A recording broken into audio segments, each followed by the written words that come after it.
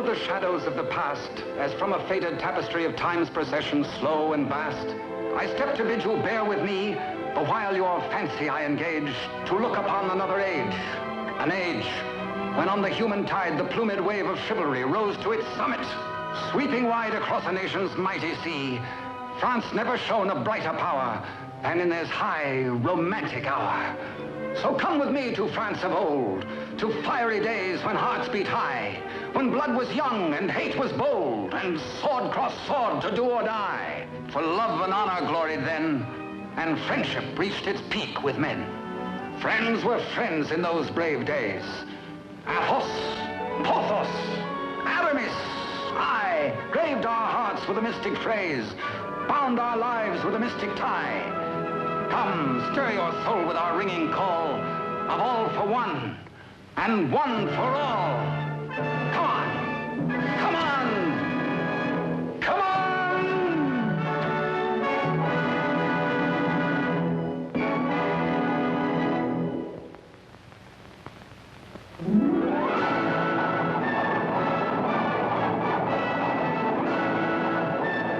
It is Paris on the 15th day of September in the year of our Lord 1638. Public excitement runs high. The populace enjoy a general holiday. Impatiently, they wait for the news of an heir to the throne of France.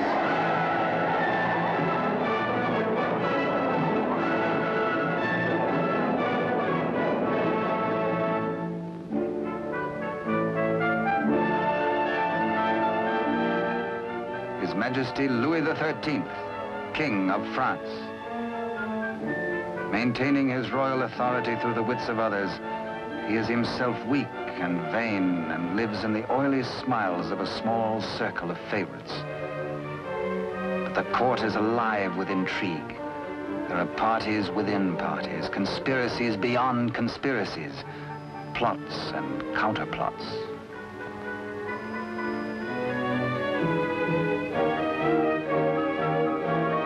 His Eminence, Monseigneur the Cardinal, Duc de Richelieu. He is the greatest statesman of the day and manipulates the strings which guide the king. His is the real power, subtle, cunning, and often ruthless. Still, no one questions his devotion to the glorious kingdom of France.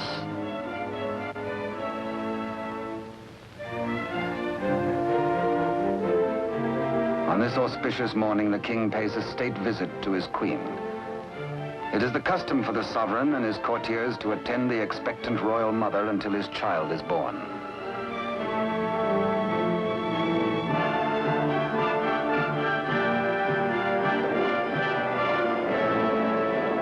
D'Artagnan, of the King's Musketeers.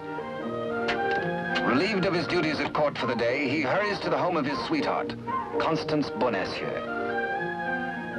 Constance is seamstress to the Queen and is expected at the palace, so she cannot tarry long.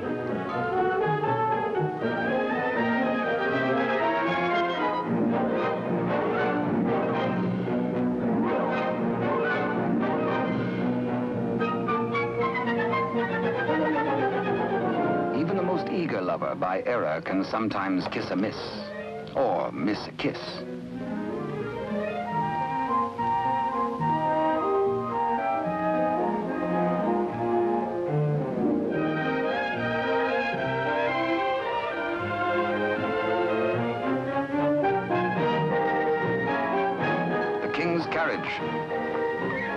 It arrives for Constance. She carries an infant's layette in a crocheted basket for the Queen. One kiss, one caress.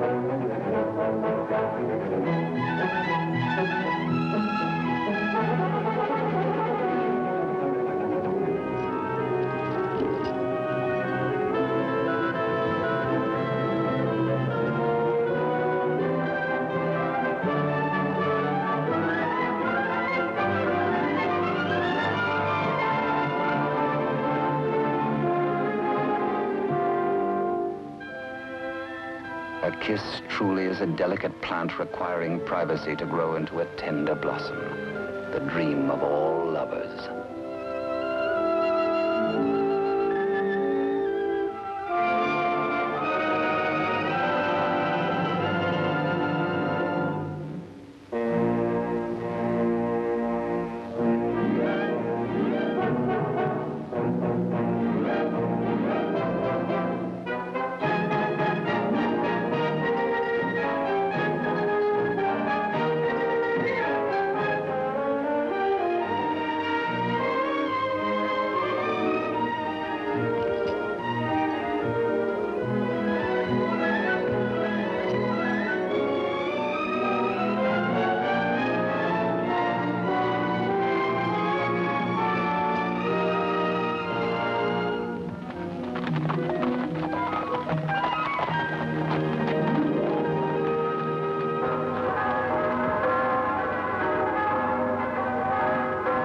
Bells of the Cathedral of Notre Dame remind D'Artagnan of his friend and fellow musketeer, Aramis. He might be in danger.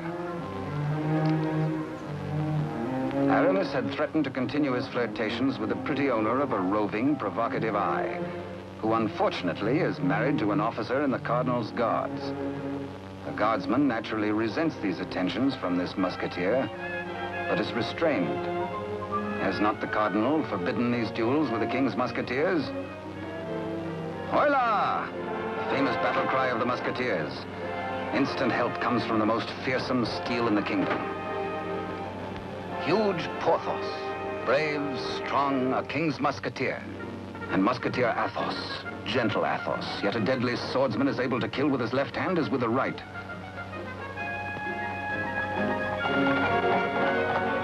D'Artagnan!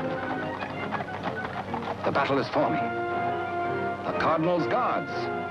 This is no private fight then, eh? The Musketeers against the Cardinal's Guard. It started before D'Artagnan was born. And what are the odds? 1, 2, 3, 4, 5, 6, 10 guards to 4, 5 to 2, 2.5 to 1? Too simple. Draw your skewer, Monsieur Half Guardsman. Let's measure half a point. On guard! Come, where's your challenge now? Where's your steel? What's your fear? The law? Does the Cardinal still ban a friendly fight with a musketeer or two? Gah.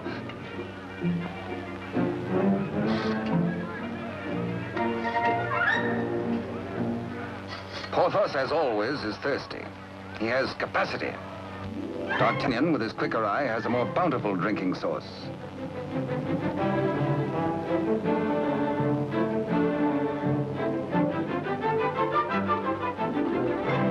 Porthos can put out a hand and pick up the pot he's slavers for. Why waste energy walking? Come, driver, come inside with us.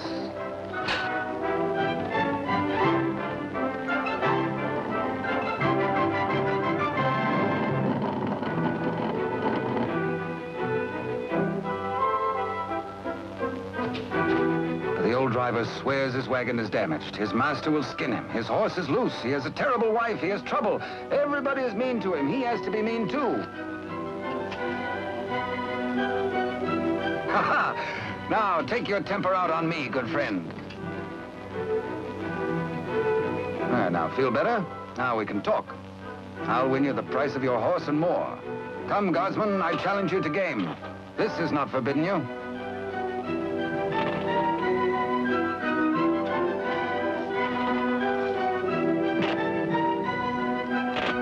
The dice are kind. Here's 20 times your price.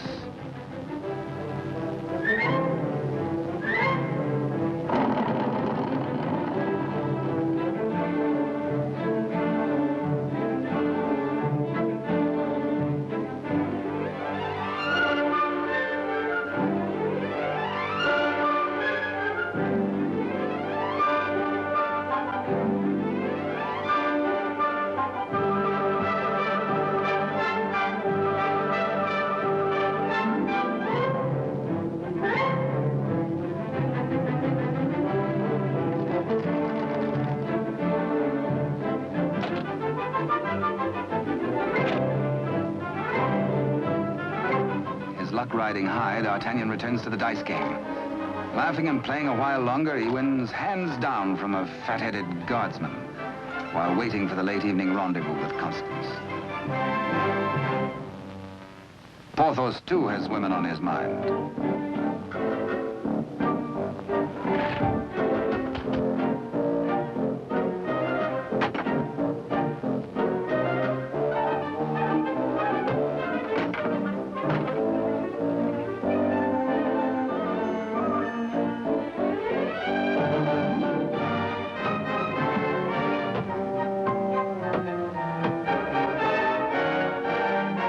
Starts the only battle the Musketeers ever lost in fair fight. Of course, it has to be with a fair sex.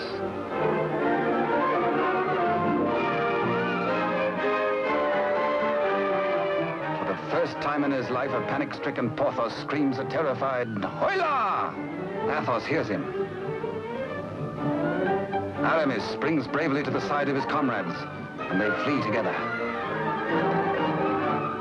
But D'Artagnan hears only the pounding of a lover's heart. As the flood of battle at last sweeps close to him, he leaps to meet the foe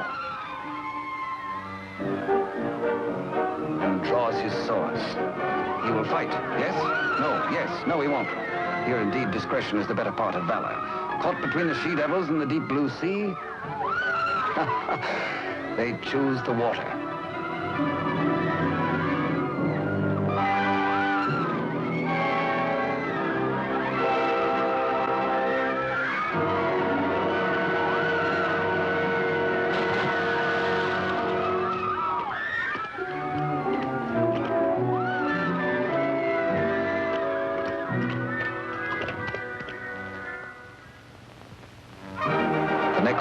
The city is in ferment. The pressure beyond the gates is so great that the people are admitted to the courtyard.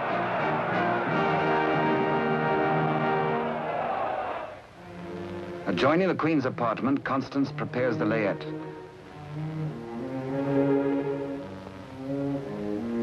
She is informed by Father Joseph, the Cardinal's trusted henchman, of the imminence of the royal birth.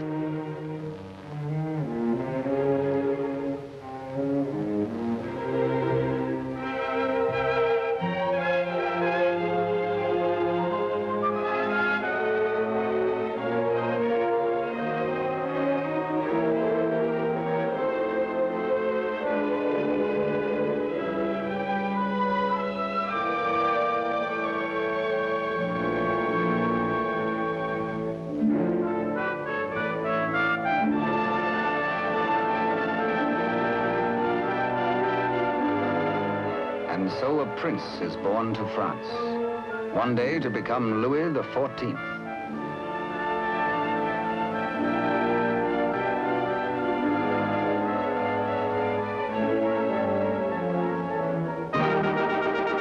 By ancient custom, his royal father presents him to the people.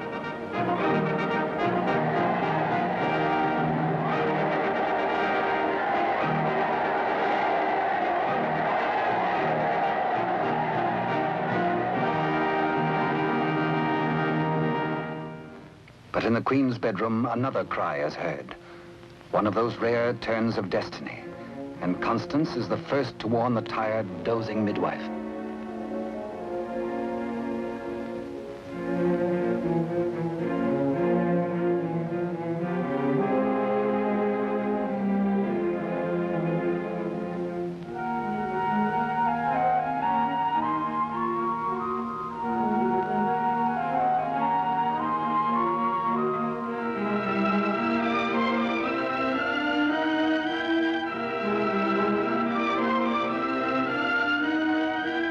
Father Joseph grasps the vast consequences of this extraordinary event. This news must be conveyed discreetly to Cardinal Richelieu before it gets abroad. He writes a message inside the wrapper of some medicine, intends it for the Cardinal's eyes alone.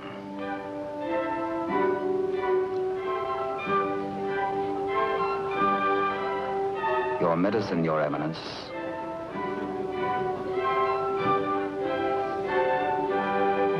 Duke de Rochefort, conniving head of the most powerful faction in court, working always in self-interest against the king and cardinal, pretending loyalty to both.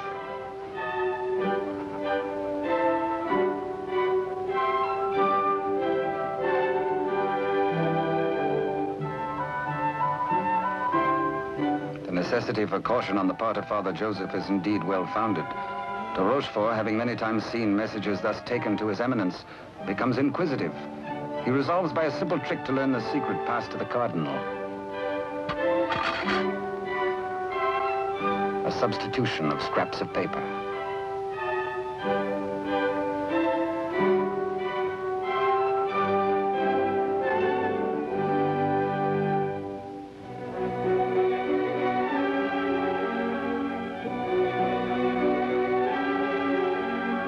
The cardinal realizes that enemies of the regime can do irreparable damage. 2 heirs to the throne. 2 rival parties of courtiers. More quarrels, more bloodshed. Poor France, helpless, torn between 2 factions.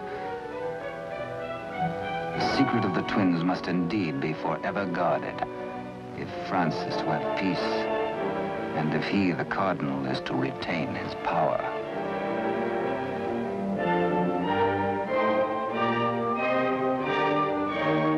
No pretender, this. A true prince. De Rochefort sees an opportunity. Father Joseph is instructed to prepare for a long voyage.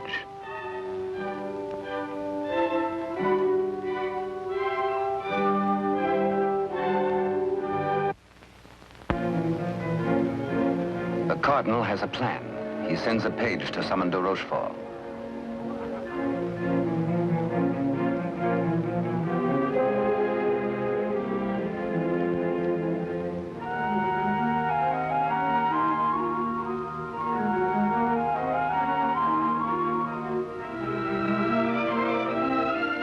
Aware that Constance shares possession of a great secret, one so sacred it might well spell the future of France, the cardinal charges her to keep her lips sealed.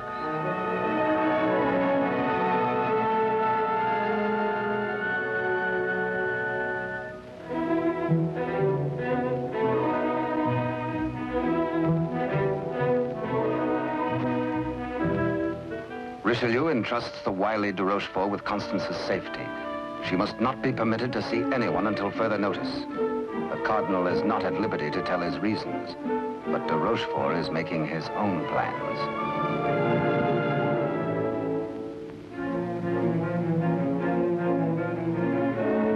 In accordance with the cardinal's command, Father Joseph, accompanied by the midwife, secretly takes the twin away to the Spanish border. The child shall be raised as a commoner with no knowledge of his royal birth.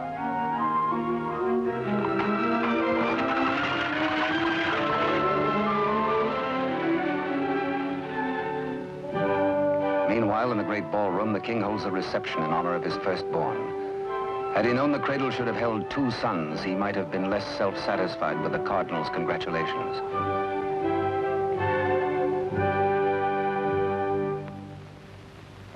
To the notorious Milady de Winter, de Rochefort comes to reveal this chance of fate.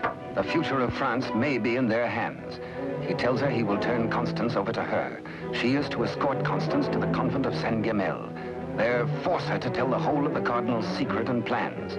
He will play one against the other, cardinal against king, for his own ambition.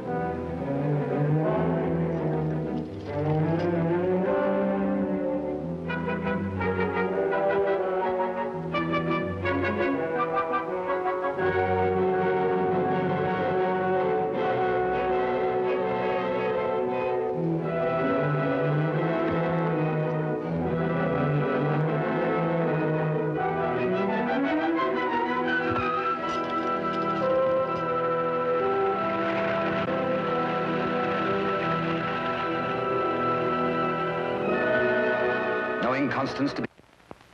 One of the chair carriers runs with the news to the musketeers' barracks.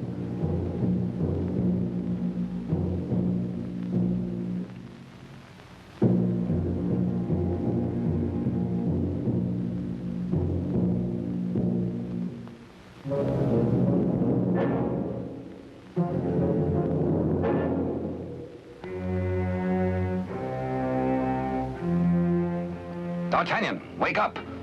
Constance taken by force, by de Rochefort.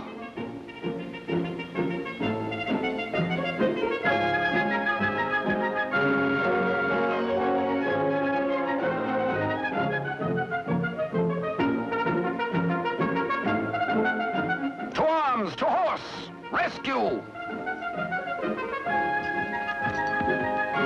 All for one and one for all, and hang the tack.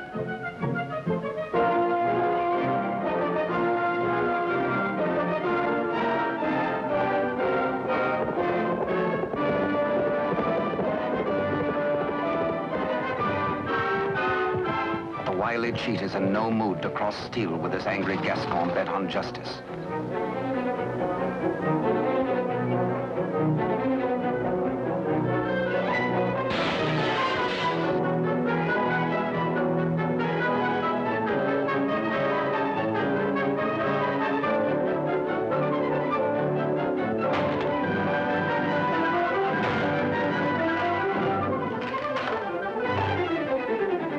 Rochefort's thugs are powerless to help.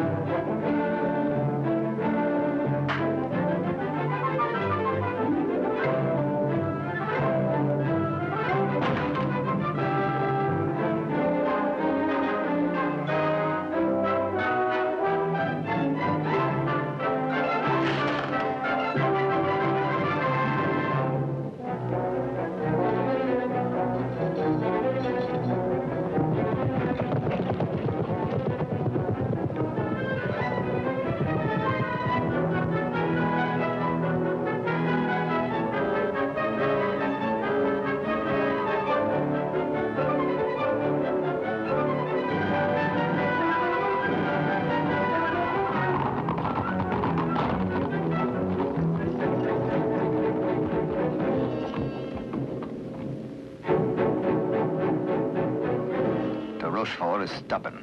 He will not talk. He has to be persuaded.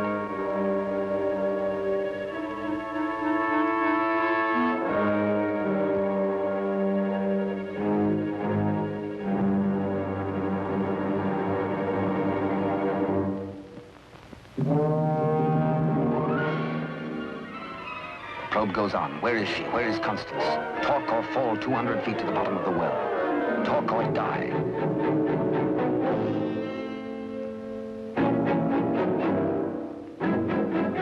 The Cardinal's guard look on, afraid to act. A strand at a time, steel cuts through hemp. 3 strands of it, and now but 2.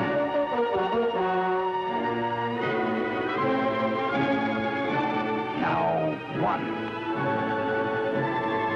Ah, de Rochefort breaks. The convent of Saint-Guerel.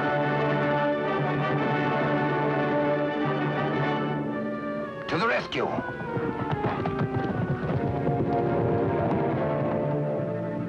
A stableman granted audience with the Cardinal tells of de Rochefort's trickery and capture and of Constance's abduction by Milady de Winter.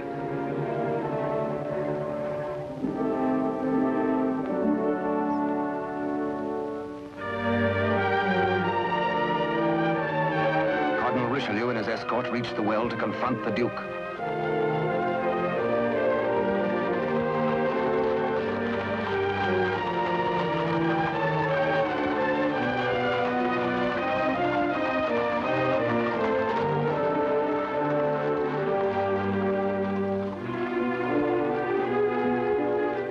Accused, exposed, a nervous, bedraggled penitent. He confesses that he has indeed played traitor.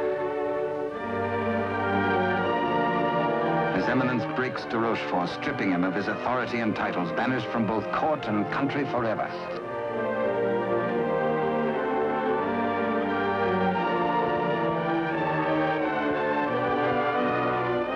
Fearing for the safety of Constance, the Cardinal speeds in pursuit of Milady de Winter.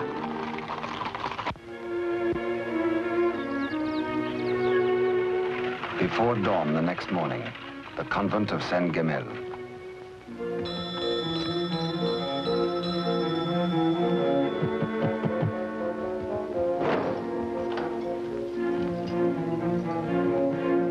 Milady de Winter assures the unsuspecting nuns her prisoner is an enemy of the state, to be confined to the convent on orders of the Cardinal.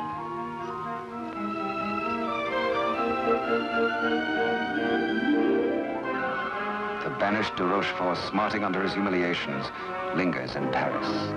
All is not lost. He uses the last of his wealth in a desperate gamble and buys the services of ruffians.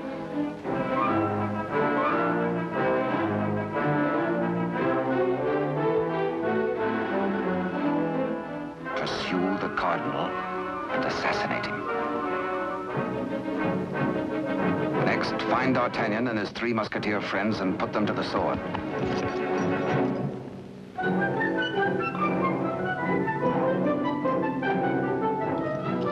Rochefort still dreams of himself in terms of the most powerful man in France. The path to power is open if Milady de Winter secures the secret from Constance.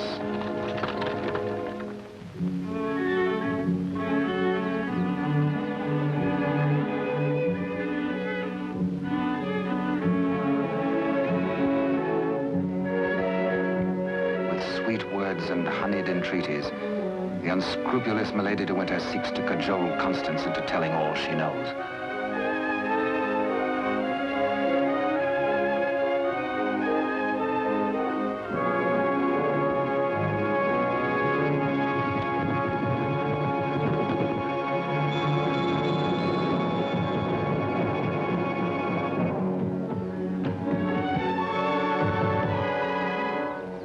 No, Constance Bonacieux is not here.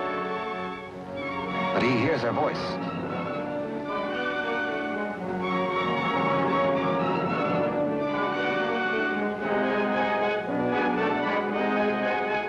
Hola!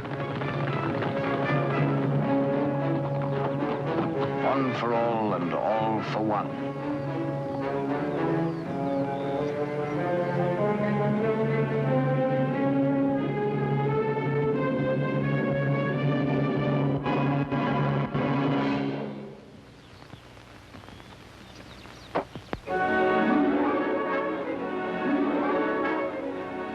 Mark of the public criminal, burnt by a branding iron into her flesh, a sign to all.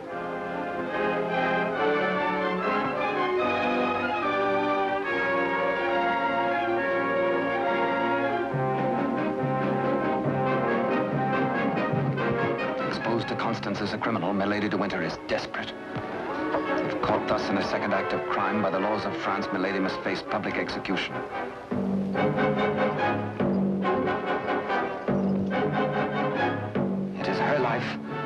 Or that of Constance.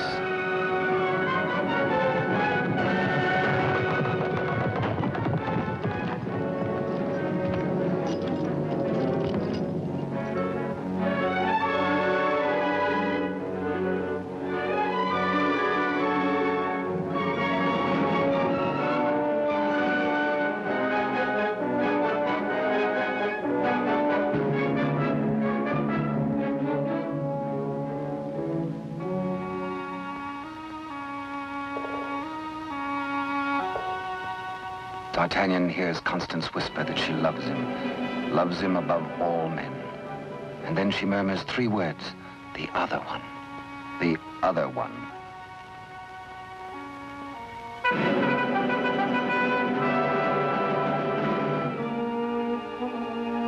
D'Artagnan strains to hear the faint pulse of her words, but Constance dies. The Musketeers take Milady de Winter to her punishment.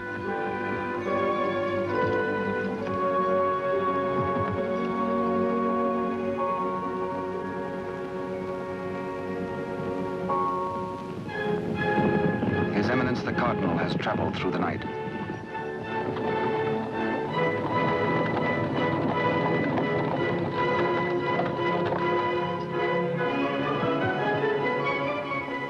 He hears the dreadful news from the Mother Superior. Constance is dead.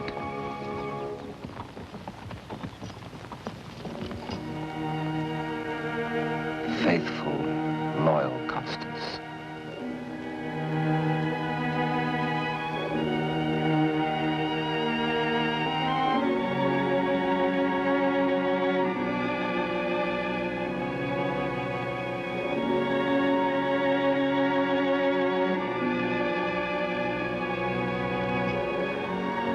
Arrest the murderess, Milady de Winter, and all in concert with her.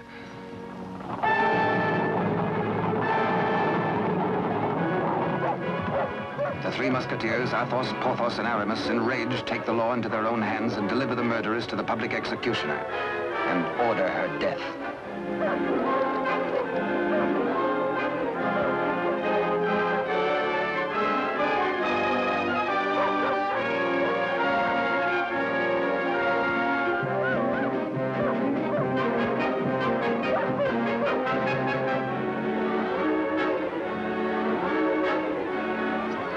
Then de Rochefort's cutthroats close in on the cardinal's troop.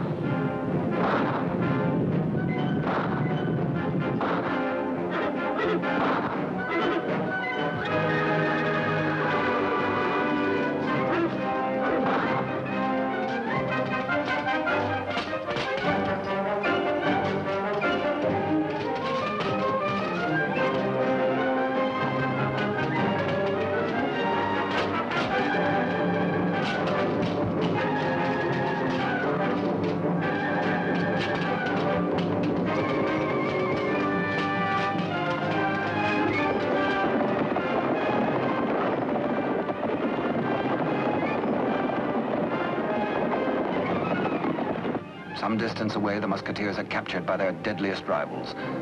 The cardinal's guard formally arrest the musketeers for continuing to take the law into their own hands. Disarmed, the musketeers are set against the wall for execution.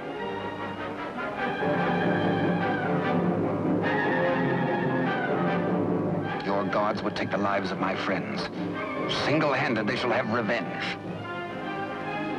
The cardinal asks a moment to ponder. Constance dead. A murderess executed. Enough blood has been shed. Now this strife twixt musketeer and guard shall end.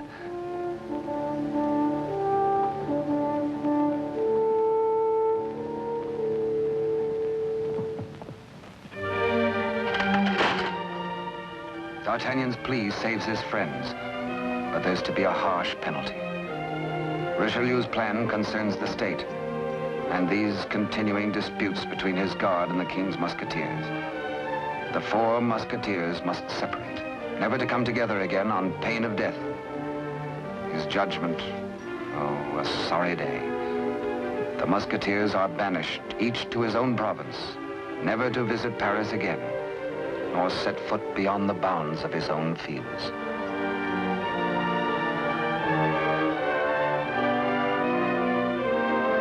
As for you, D'Artagnan, a splendid soldier, reliable, devoted too. You henceforth shall be bodyguard of the future king, beloved of France, the nation's one. At one fell swoop, all strife is done. The musketeers prepare for their banishment.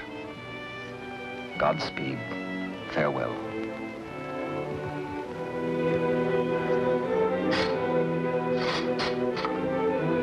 Eternal friendship, it shall not pall. All for one, and one for all.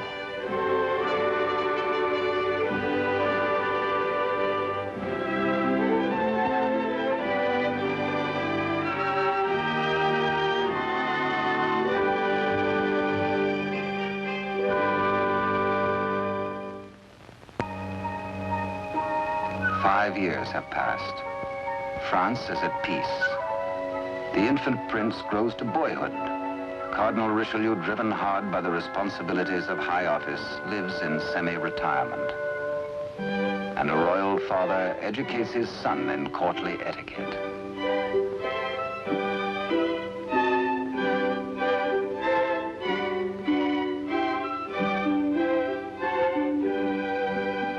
In failing health, His Eminence lives in hourly expectation of death, troubled by word that the second twin bears an identical likeness to the heir.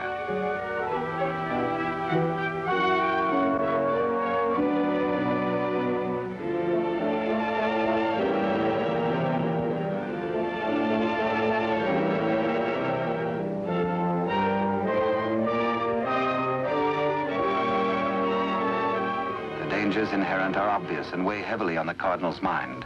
He decides he must protect the prince somehow. His Eminence provides that the rightful twin may always be identified from the other. With the aid of the court jeweler, he caused a gold doubloon to be broken. The smaller piece hangs on a chain around the throat of the infant prince. And its mate he places about the neck of Captain D'Artagnan.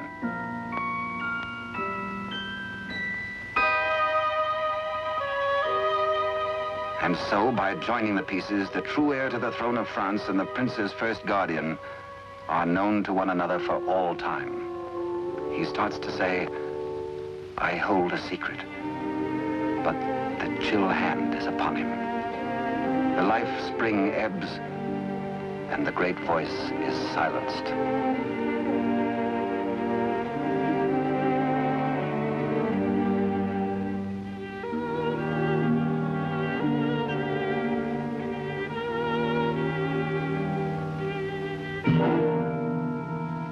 A great statesman passes into history. The church loses a noble servant, and the ship of state is without its pilot. What was this secret that Richelieu and Constance shared? The other one.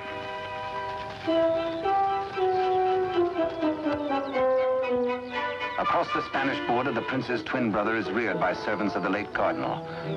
The banished de Rochefort, living nearby, holds the twin under his very eye. He bides his time. He has only to wait patiently for the proper day.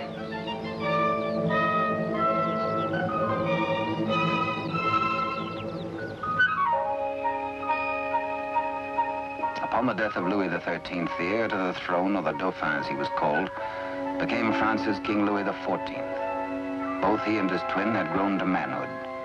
The brothers are alike as two peas in a pod.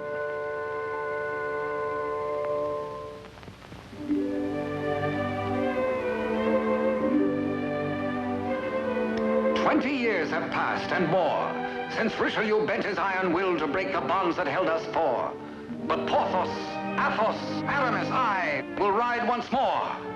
Once more we'll heed the clarion call of all for one and one for all.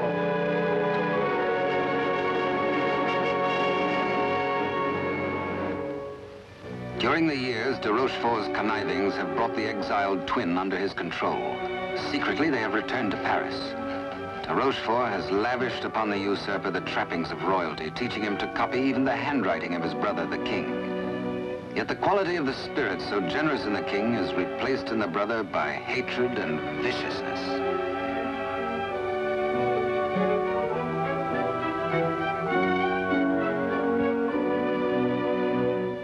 The king's valet, a de Rochefort spy, brings long-awaited news. Within the week, an older D'Artagnan, after a lifetime of loyal service, will retire and leave the court. The young king will be without a bodyguard. Every detail of their plan has gone over. The map, the sentries to overpower, the secret approach to the royal apartment, the signals.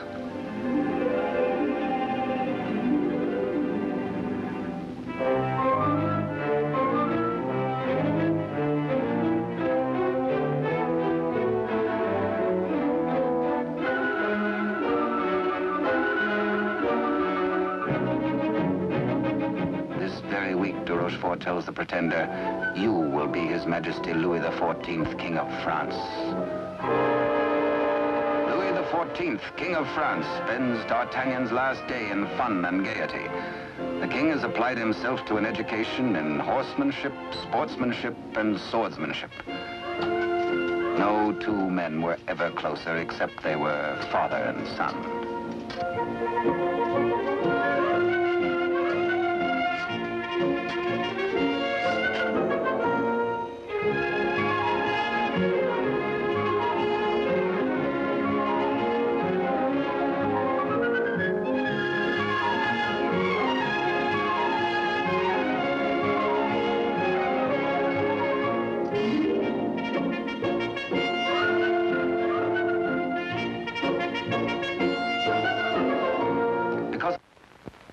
Early, D'Artagnan enters the royal bedchamber to bid the king goodbye.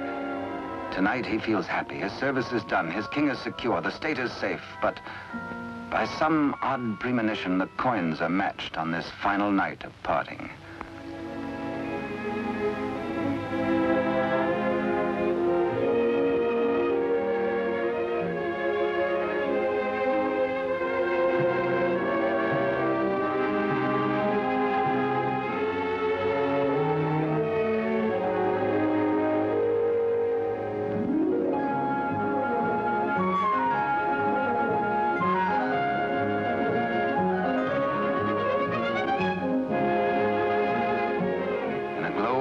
memories of a delightful evening with the king, Captain D'Artagnan arrives outside his lodging and is amazed to find himself beset by ruffians. Angrily, the Gascon plans his battle. First, he deals with the dagger man decoy, sticks him with his own blade, throws the man's cape to the edge of an open sewer, places his own cape over the decoy's body and fires his own pistol. Hey, up, onto the balcony.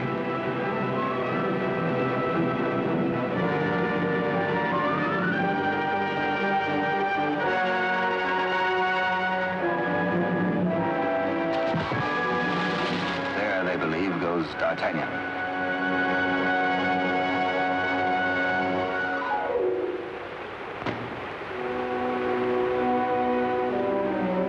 Thoughtful D'Artagnan returns to his lodging.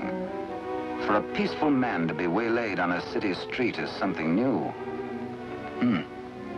He had spent the evening with his king. He reflects, has the palace discipline been slackening too? Sentries were not where they should have been. His soldierly heart is disturbed for the safety of his king.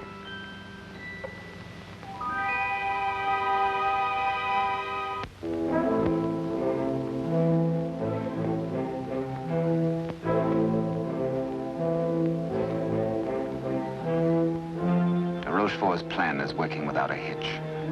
Sentries at the outer gate have been overpowered. Entry is forced into the inner quadrangle. The palace is entered through a servant's postern leading to long-forgotten cellars. Success. No sound, no word, no warning.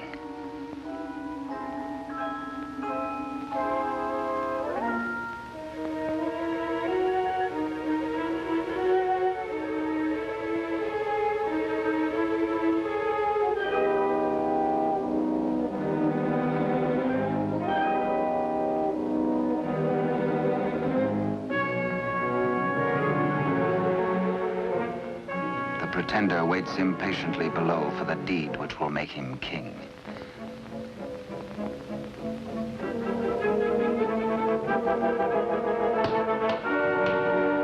In the anteroom to the king's bedchamber, de Rochefort's maggot awaits his master's signal, ready for the final treachery.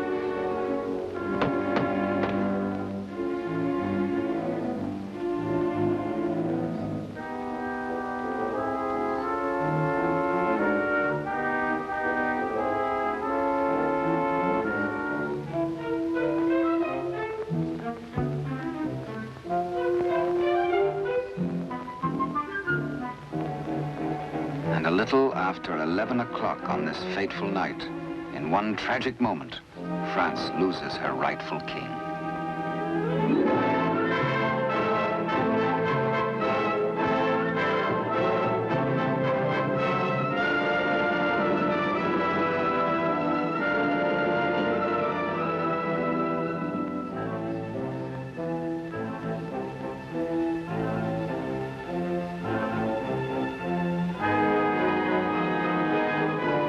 Bewildered, uncertain if he dreams or not, King Louis XIV, surrounded by strangers, looks unbelievingly at a venomously mirrored likeness of himself.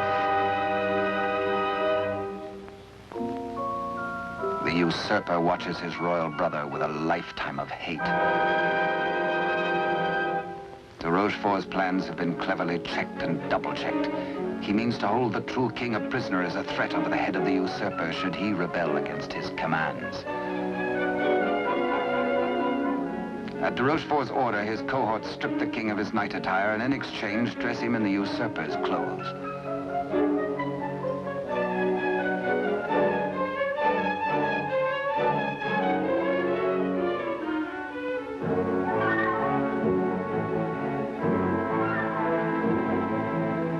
Into the palace cellars, a messenger reports breathlessly. D'Artagnan is dead. His body thrown in the river. Complete triumph at last.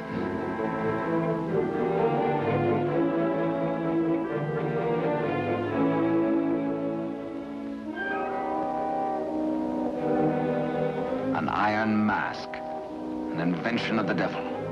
An iron mask, a prison within a prison, is placed over the head of the rightful King Louis XIV and locked at the neck, his countenance concealed from all men.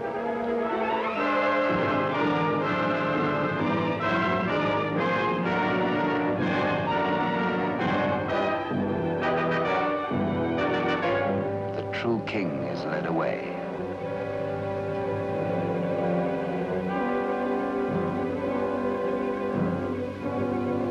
In the quiet of the royal apartments, the true king's bed is occupied by the usurper. Trusted servitors have been spirited away. The twins' lackeys have replaced them.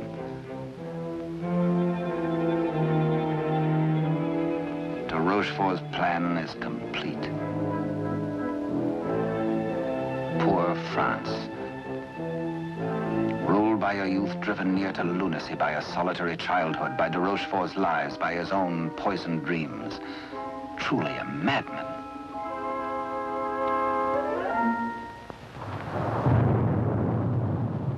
Suffering in human life is proportioned to human strength. When the young king, stupefied and crushed, found himself led a prisoner to a cell in the Chateau Sainte-Marguerite in the south of France, he fancied at first that death is like sleep and has its dreams. He believed himself to be a spectator, a palpable phantom of his own suffering. A torture the more terrible since it might be eternal. Eternal death. How can I have died? I am a king, yet not a king, enthroned upon a funereal couch. No, no, dear God, do not punish me who have done nothing. Why am I thus punished? Like a cloak, the chill of the dungeon falls upon his shoulders. So dwells the real Louis XIV in a living hell, to remain thus the rest of his days.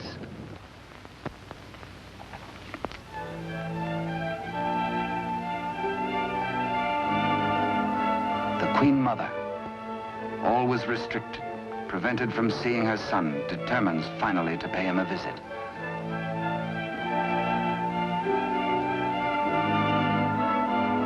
In place of the affectionate and courtly Louis XIV, to her horror, she finds herself repulsed. Doubts, again doubts. What strange malady besets my son?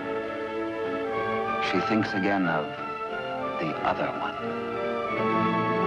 De Rochefort hurries to the king's apartment, fearful that a mother's heart has sensed the truth. In pretense of humility, he asks the Queen Mother to leave affairs of state.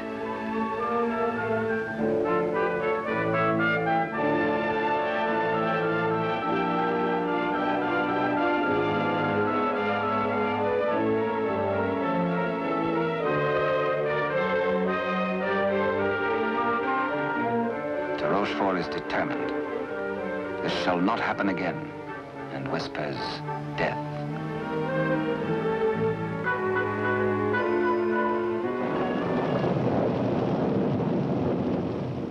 Day by day, night upon night, the prisoner prays for some way to get word to D'Artagnan.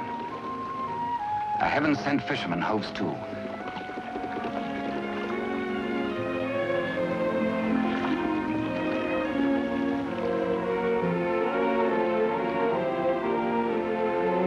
He finishes scratching a message into pewter, and as all good prayers must be, his prayer is answered.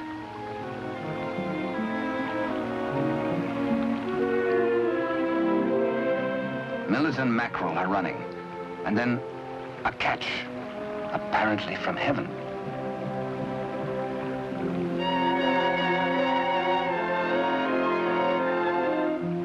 The fisherman reads the name of D'Artagnan, the idol of the nation. A written word, a beloved name, an urgent message. He, a patriot, needs no urging.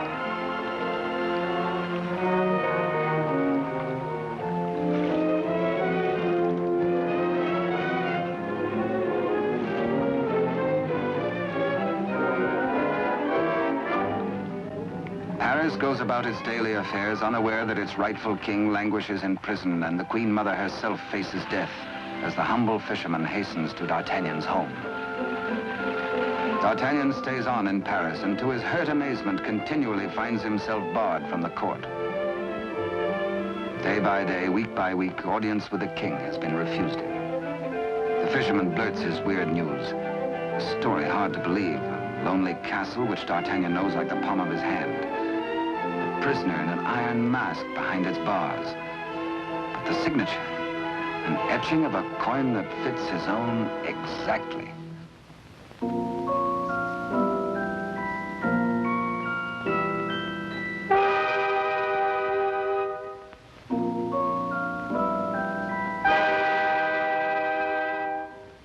Come, friend, eat and drink. There is business at last for me at the palace.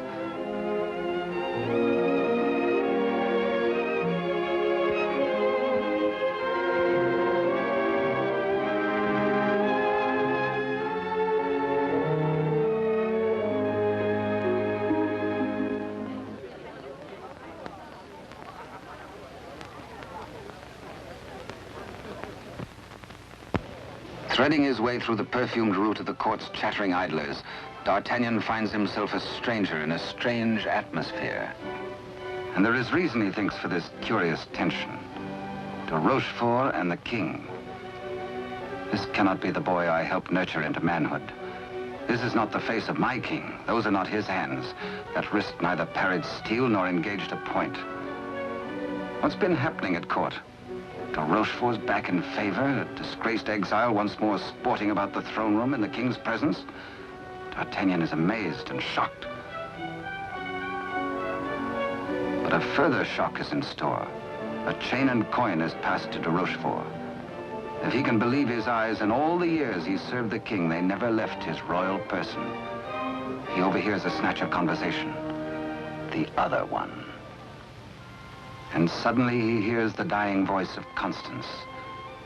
The other one. The other one.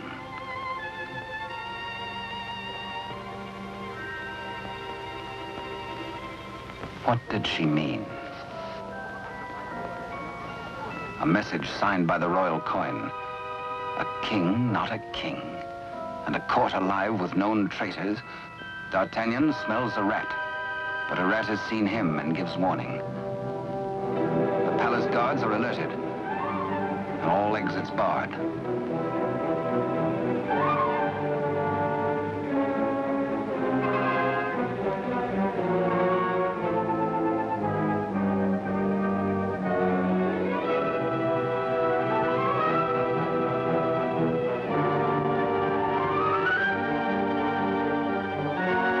Little do they reckon with a resourceful old musketeer.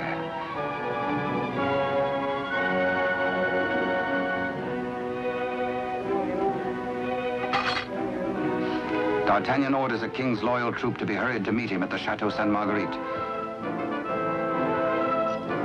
Couriers are to be dispatched to his old friends, the three musketeers, Athos, Porthos, and Aramis. To arms, musketeers! Your king has need of you. One for all, and all for one. The jig is up. D'Artagnan lives and knows. There's pewter plate. Perhaps even now he has reached the prison gate.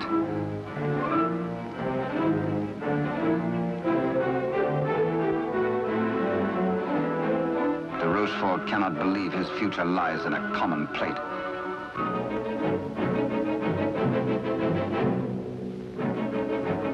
Quickly, he resolves to end all doubts. He decides to ride at the head of his troops to prevent any attempt to free the king.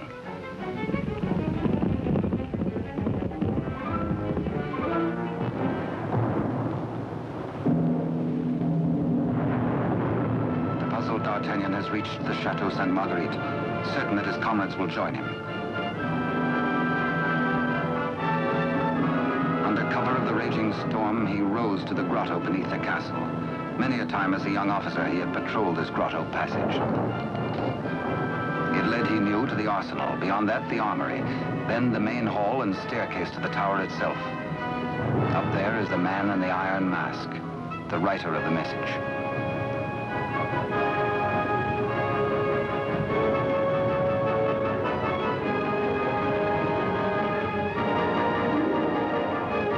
To his astonishment, D'Artagnan finds the entrance to the arsenal is newly walled.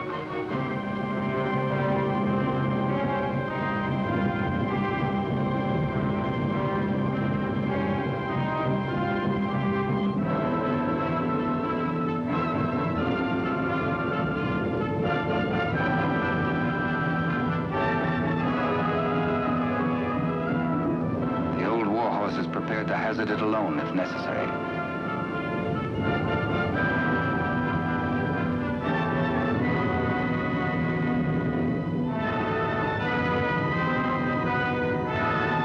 The fisherman returns to the opposite bank to await the arrival of help.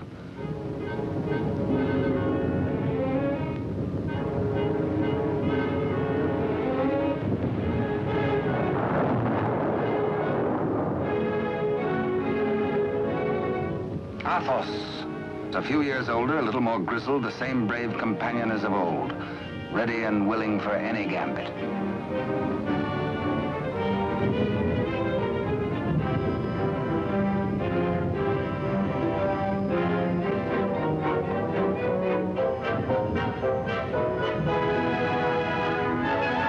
And now Aramis.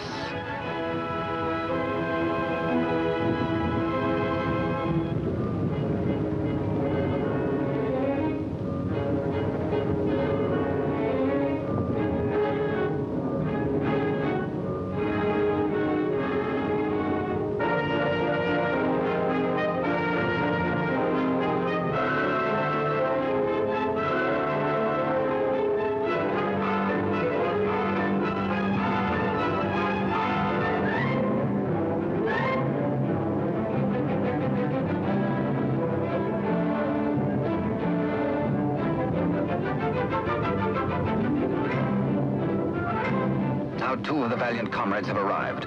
No time to wait for old Porthos, no time for explanations. There's a job to be done. Forward!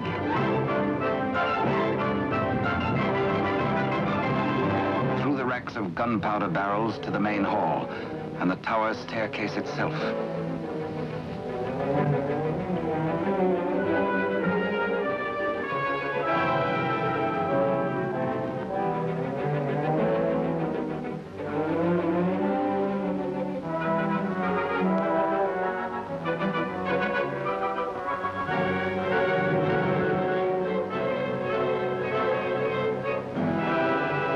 Where's the prisoner? Before your gullet tastes this edge, you bloated villain.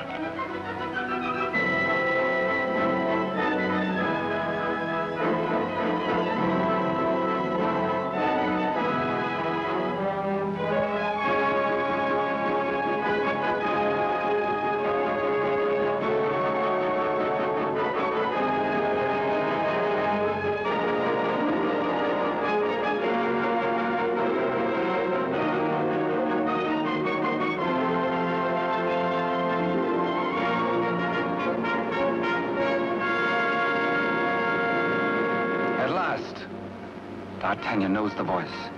It is his true and rightful king, Louis XIV, King of France.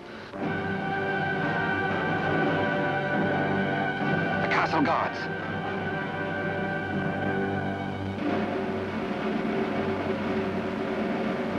The challenge is met. Hola! The musketeers fight together again.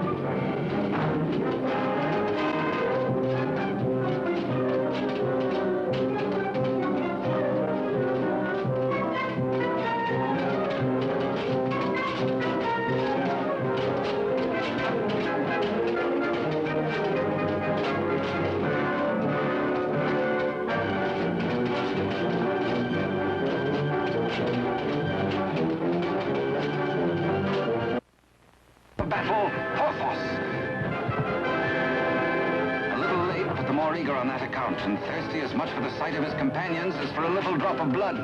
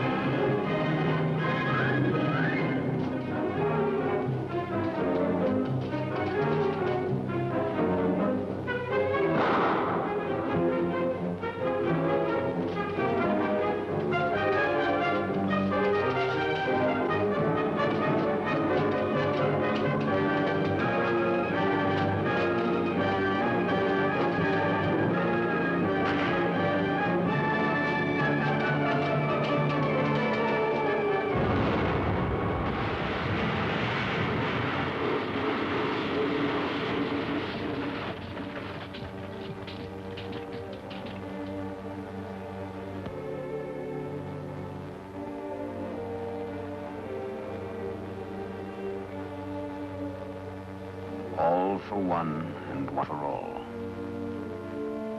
These certain cherished friends that I shall wait for you. What good times we had together, eh?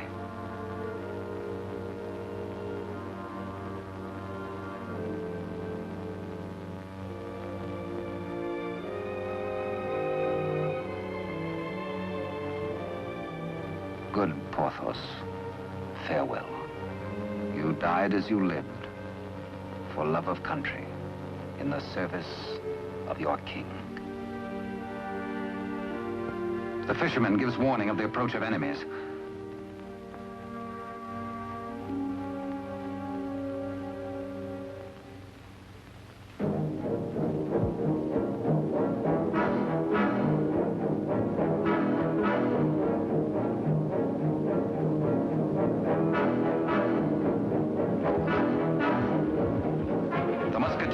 The king and gallop off to Paris. De Rochefort rides hard in a last effort to keep his house from crumbling.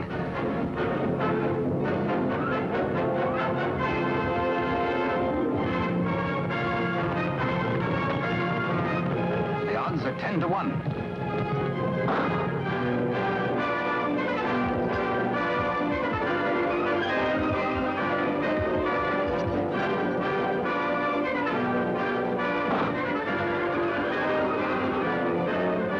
Your Majesty. On to Paris. Farewell, gallant Aramis. A traitor's bullet struck you down. Meanwhile, Athos crosses swords with de Rochefort.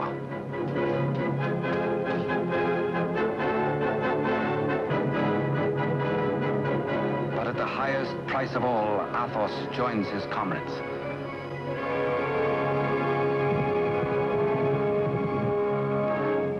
Without knowing his own peril, the half-wit, half-king entertains his royal mother at a palace luncheon.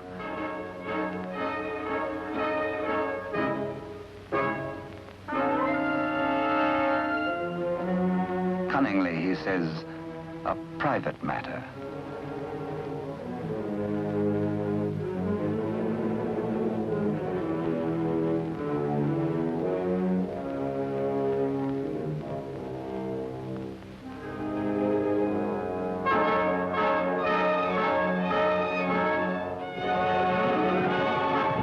Troops from the palace, friends or foe? Friends. D'Artagnan breathes relief. The king is safe. God save the king!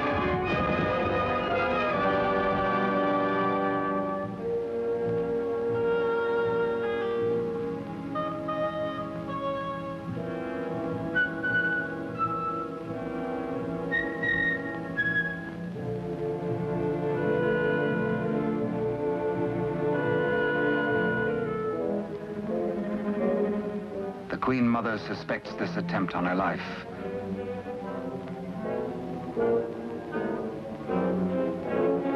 The witch's brew, a subtle poison already responsible for many an agonizing death. Raise your glass, madam. Drink to your king, to your country and its illustrious people. Come, I give you France. Dare she refuse? It is the edict of her son, the king.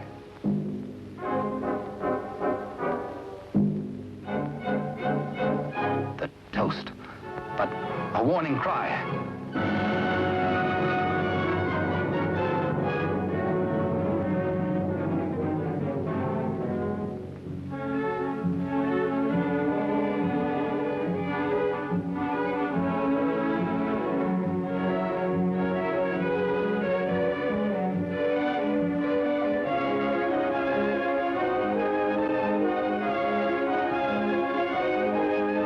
The usurper finally gets his rightful crown. De Rochefort's own damnable invention, the Iron Mask. His to the end of his days.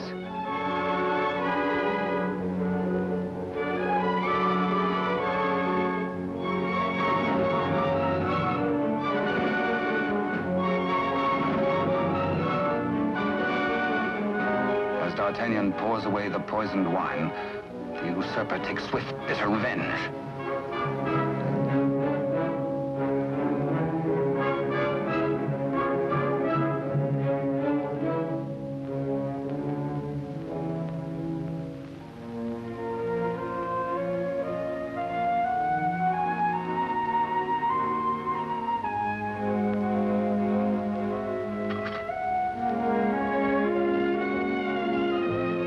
D'Artagnan knows himself mortally wounded, but allows no sign to mar the happiness of his king.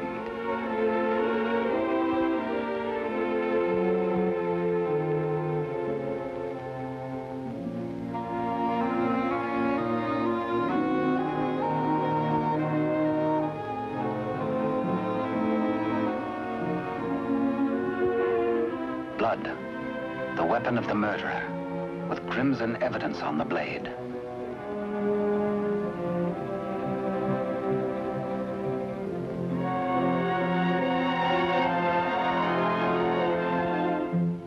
Grateful Louis looks for Captain D'Artagnan to honor him with the baton of a Marshal of France. But where is the Musketeer?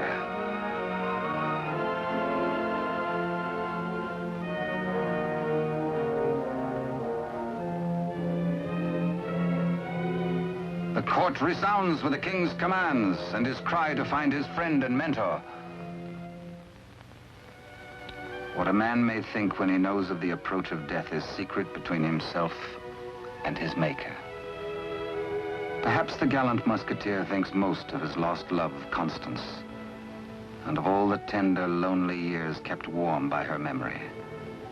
He dies in hope of faith that she might welcome him, that once again they might be one. How can they die, these bright ones? How may such energy, once released, be prisoned by earth or stone or grave? We die as we lived, say they, with life. And with life, how can there be death? Only remember us. Only open a little book and we shall always be with you. To ride a fine horse or to cross a sharp blade or carouse with a barrel or dally with a maid. Come one, come all.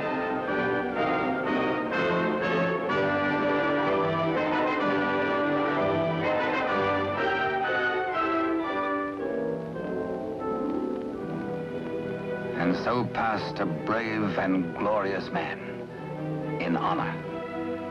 Only think, and we live again. We live forever. For with us, now as ever, it's one for all, and all for one.